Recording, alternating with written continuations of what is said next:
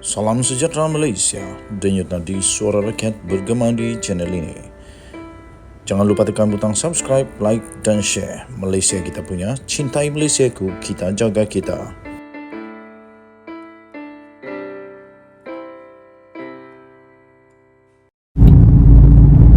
Salam sejahtera Malaysia, denyut nadi suara rakyat bergema di channel ini. Saman terhadap Azmin Ali berkaitan dengan kenyataan beliau tentang teluk, tentang teluk yang sebelum ini menjadi isu yang hangat sehingga jadi troll kepada semua pengamal media sosial. Teluk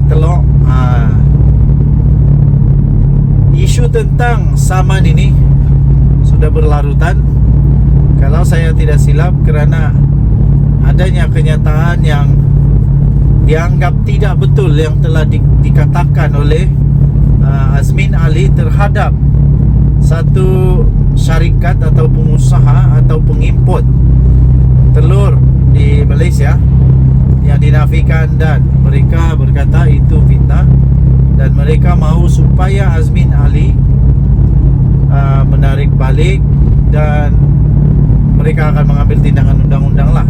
Okey, jadi perkembangan kepada itu, perkembangan kepada Saman itu, JNE diberikan kebenaran pula untuk mengiklankan, mengiklankan saman terhadap Azmin Ali. Wow. Azmin Ali sekarang ini sebenarnya dia dah tak ada apa-apa kuasa lagi lah. Dia hanya ada kuasa di dalam Parti Bersatu. Itu pun pada hemat saya hanya kerana beliau mendapat belas kasihan daripada Bersatu. Tidak juga lah pun. Tapi memang dia pada waktu itu sangat patut untuk diberikanlah pangkat atau kuasa jawatan di dalam Bersatu, kerana adalah mungkin sebab musabab yang hanya Bersatu yang tahu, terutamanya Tan Sri Mahyidin Mat Yassin. Ya. Okey, jadi tuan-tuan dan puan-puan, JNE dibenar iklankan saman terhadap Azmin Ali. Syarikat pengimport teluk iaitu JNE Advanced Tech Sdn Bhd yang mengemukakan saman fitnah terhadap Datuk Seri Azmin Ali telah dibenarkan untuk menyerahkan dokumen tindakan itu secara mengiklankannya dalam akhbar selepas gagal disampaikan secara peribadi. Peguam Eli Seeng yang mewakili syarikat itu ketika dihubungi oleh media berkata pihaknya tidak dapat menyerahkan dokumen writ saman dan pernyataan tuntutan kepada Muhammad Azmin Ali walaupun membuat percubaan beberapa kali. Jadi sebelum ini tersebar di seluruh media sosial, kononnya Azmin Ali tidak terima surat saman daripada pengimport teluk ini daripada JNE Advanced Tech Sdn Bhd. Jadi sekarang baru kita tahu ceritanya.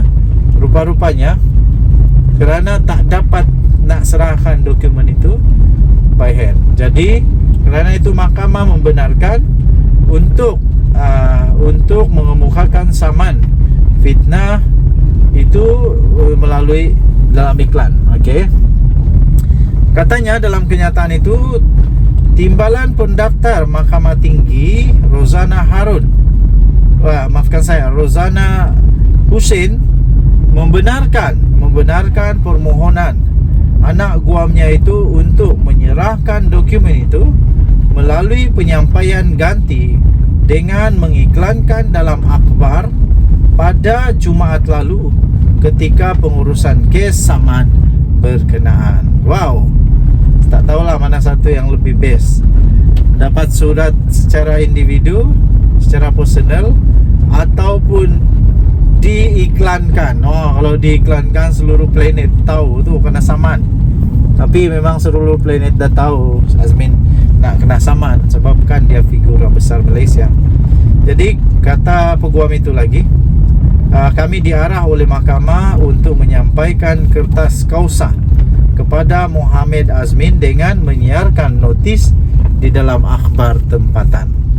Mahkamah juga katanya telah menetapkan pengurusan kes lanjut pada 16 Mei ini katanya dalam kenyataan itu. Okey.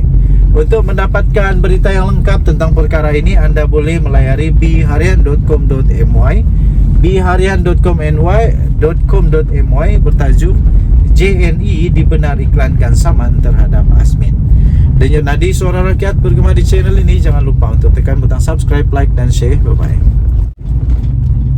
Salam sejahtera Malaysia. Denyut nadi suara rakyat bergema di channel ini. Satu ketika dulu, kawan-kawan saya pernah kata, the best police in the world, one of those is our PDRM. Saya setuju.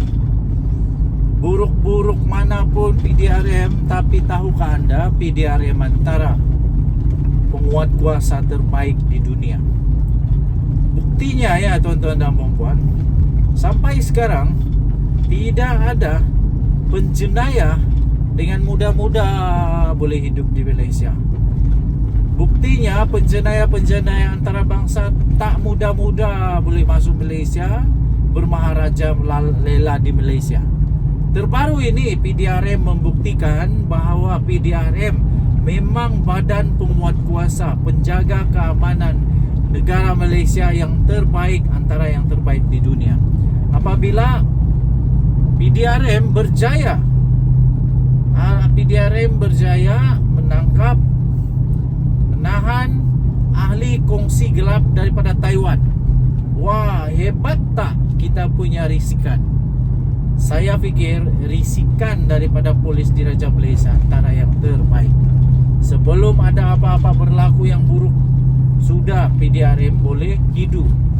Kerana itu ahli kongsi gelap daripada Taiwan yang ditahan di Malaysia itu berjaya ditahan, dan setelah itu disiasat dan didapati bahawa tiada kaitan jenayah di Malaysia. Memang kongsi gelap daripada dunia, jangan kamu datang Malaysia, sebab Malaysia bukan negara untuk kamu buat jenayah sesuka hati. Ingat baik-baik, negara Malaysia negara berundang-undang, berdaulat. Kalau kamu mau buat jahat di Malaysia, ini bukan tempat kamu. Pergi keluar daripada Malaysia, sebab kami ada PDRM. Yang setuju katakan saya setuju. Dan kita bersyukurlah sebab ahli kongsi gelap daripada Taiwan yang ditahan di Malaysia itu dikatakan tiada kaitan dengan jenayah yang berlaku di Malaysia. Saya fikir mereka pun tak suka-sukalah, takutlah nak buat jenayah di Malaysia, kerana kita ada undang-undang yang memang hebat. Okey, jadi di Kota Kinabalu, dua orang lelaki warga Taiwan yang telah ditahan di lapangan terbang antarabangsa Kuala Lumpur KLIA Sepang pada 20 April yang lalu tidak pernah melakukan aktiviti jenayah di negara ini. Itu diumumkan sendiri oleh Ketua Polis Negara Malaysia Tan Sri Akril Sani Abdullah Sani. Berkata, daripada siasatan yang dijalankan didapati bahawa kedua-dua suspek itu melakukan jenayah seperti kes tembakan, kongsi gelap dan penipuan di Taiwan sahaja. Syukurlah kerana Tuhan menjaga negara kita Malaysia. Mereka itu terbabit, kata Ketua Polis Negara Malaysia itu boleh berkata, mereka terbabit dalam satu insiden tembakan di sana, iaitu di Taiwan. Dan setakat itulah maklumat yang ada pada Polis Diraja Malaysia. Jadi tidak ada maklumat mengatakan mereka ada kaitan dengan apa-apa jenayah di Malaysia. Dan saya salut dengan Polis Diraja Malaysia yang berjaya menahan kongsi gelap. Jadi kita percaya dengan kewibawaan, kita percaya dengan kesungguhan kita percaya dengan kebijaksanaan, kita percaya dengan polis Diraja Malaysia. Kita ingin ucapkanlah selamat Hari Raya kepada Polis Diraja Malaysia, semua petugas-petugas keselamatan negara Malaysia.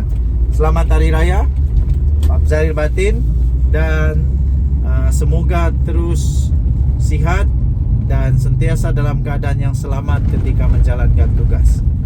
Denyut nadi suara rakyat bergema di channel ini. Jangan lupa tekan butang subscribe, like dan share. Malaysia kita punya, cintai Malaysia, kita jaga kita. Selamat Hari Raya.